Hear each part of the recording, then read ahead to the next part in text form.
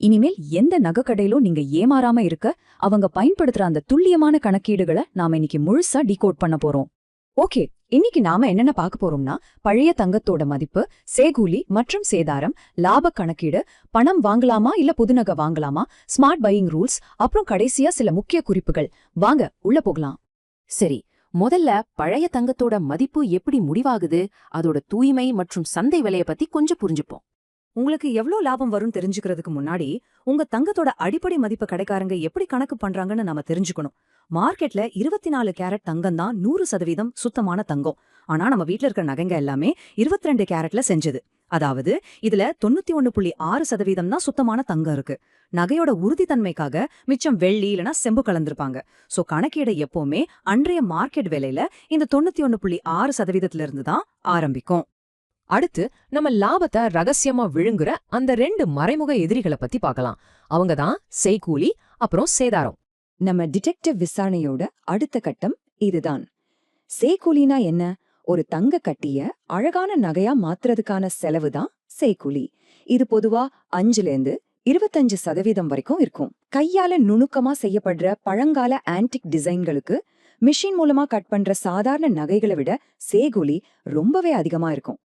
அடுத்து சேதாரம். நகைய உருவாக்குறப்போ உதிர்ந்து வீணாகிற அந்த தங்கத் துகள்களை தான் சேதாரம்னு சொல்றாங்க.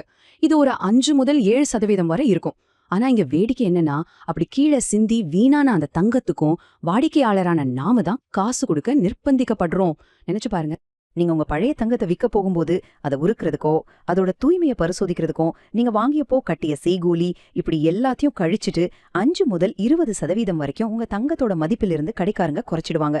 இந்த விஷயம் உங்களுக்கு புதுசா இருந்தா உடனே ஒரு லைக் தட்டிடுங்க. ஓகே, இப்போ அந்த துல்லியமான கணக்கீடு எப்படி நடக்குதுன்னு வெளிப்படையா பார்க்கலாம். கமெண்ட்ல உங்க ரியாக்ஷனை மறக்காம சொல்லுங்க. ஏன்னா கடைக்காரங்க பயன்படுத்துற அந்த எக்ஸாக்ட் ஃபார்முலாவை நான் இப்ப சொல்ல போறேன். இந்த கணக்க பாருங்க. ஒரு 10 கிராம் நெக்லஸோட அன்றைய 91.6% மதிப்பு 93,014 ரூபாய்னு வச்சுப்போம். ஆனா கடைக்காரர் என்ன பண்ணுவாரு? ஒரு 8% கட்டணங்களை, அதாவது 7,448 ரூபாயை கழிச்சிட்டு கடைசியா உங்க கையில வெறும் 90,566 ரூபாயை மட்டும்தான் கொடுப்பாரு. இதுதான் அந்த உண்மையான கணக்கு. அடுத்து நாம சந்திக்கிற பெரிய குழப்பம், பழைய நகையை கொடுத்துட்டு பணமா வாங்கலாமா இல்ல புது நகையா வாங்கலாமா? இந்த 2 ஆப்ஷனையும் கொஞ்சம் கம்பேர் பண்ணி பார்ப்போம். உங்களுக்கு ரொம்ப ரொம்ப அவசரமான பணத்தேவை இருந்தா மட்டுமே பழைய தங்கத்தை வித்து பணமா வாங்குங்க. ஏன்னா அப்படி பணமா வாங்கும்போது உங்களுக்கு 20% வரைக்கும் கூட நஷ்டம் வர வாய்ப்பு இருக்கு. அதுவே புது நகையா எக்ஸ்சேஞ்ச் பண்ணீங்கன்னா உங்க பழைய தங்கத்தோட வேல்யூ அப்படியே மெயின்டைன் ஆகும். சில கடைகள்ல 0% கழிவு சலுகை கூட உங்களுக்கு கிடைக்கும். இதுதான் பெஸ்ட் ஆப்ஷன். சரி, இந்த நஷ்டத்தை தவிர்க்க நம்ம முதலீட்டை எப்படி பாதுகாக்கிறது? அதுக்கான சில ஸ்மார்ட் பையிங் விதிகளை இப்போ பாப்போம். அடுத்த முறை நீங்க நகை வாங்கும் போது அவங்க கொடுக்கற GST பில்ல இந்த செக்லிஸ்ட் எல்லாம் இருக்கான்னு கண்டிப்பா பாருங்க. நகையோட சரியான பெயர், எடை, 22 கேரட் தூய்மை விவரம் இருக்கணும். முக்கியமா அந்த 35 ரூபாய் ஹால்மார்க் கட்டணம், அப்புறம் அதற்கான GST சரியா போட்டிருக்காங்களான்னு செக் பண்ணுங்க. இது உங்களுக்கான உரிமை. இப்போலாம் இந்த 11 மாச நகைச்சீட்டு திட்டங்கள் ரொம்பவே ஃபேமஸ். ஆனா சும்மா கொடுக்கற இலவச பரிசுகளை பார்த்து ஏமாந்துராதீங்க. அவங்க அதிகபட்சமா எவ்வளோ சேதாரம் வரைக்கும் கழிக்கிறாங்கன்னு முன்னாடியே கிளியரா கேட்டுக்கோங்க. பொதுவா அது 18% வரைக்கும் இருக்கும். முக்கியமா கடையோட பேக்ரவுண்ட் எப்படின்னு தெரிஞ்சுக்கோங்க. அப்புறம் இது நகை வாங்குறதுக்காக மட்டுமே தவிர ஒரு நீண்ட கால முதலீடு கிடையாதுங்கிறத ஞாபகம் வச்சுக்கோங்க. நாம இதுவரைக்கும் பார்த்த இந்த இன்வெஸ்டிகேஷனோட இறுதி சுருக்கத்துக்கு வந்துட்டோம். என்னென்ன முக்கிய குறிப்புகள்னு பார்த்துடலாம்.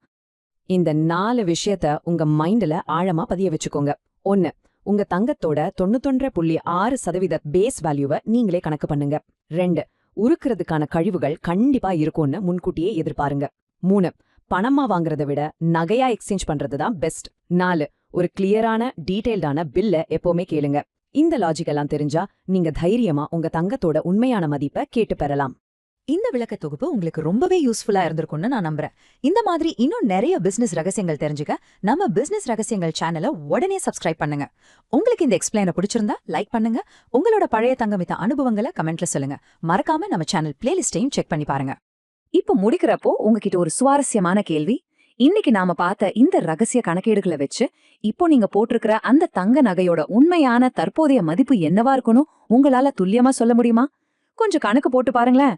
இன்னொரு சூப்பரான விளக்க தொகுப்புல உங்களை சந்திக்கிறேன். நம்ம சேனல் யூடியூப்ல மட்டும் இல்லாம Instagram, Telegram, Threads, WhatsApp, Facebook, லிங்க்டின்னு மற்ற சோஷியல் மீடியா பிளாட்ஃபார்ம்லயுமே நிறைய கண்டென்ட்ஸ் போட்டுட்டு இருக்கோம். உங்களுக்கு தேவையான கண்டென்ட், இன்ட்ரெஸ்டிங்கான கண்டென்ட், எங்கேஜிங்கான கண்டென்ட் போட்டுட்டு இருக்கோம். ஸோ அங்கெல்லாம் நீங்க இன்னும் நம்மளை ஃபாலோ பண்ணல அப்படின்னா மறக்காம ஃபாலோ பண்ணிக்கோங்க. வீடியோ டிஸ்கிரிப்ஷன்ல நான் எல்லா சோஷியல் மீடியா அக்கௌண்ட்ஸோட லிங்க்குமே நான் கொடுத்துருக்கேன். அங்கேயும் நம்மளை ஃபாலோ பண்ணி சப்போர்ட் பண்ணுங்க.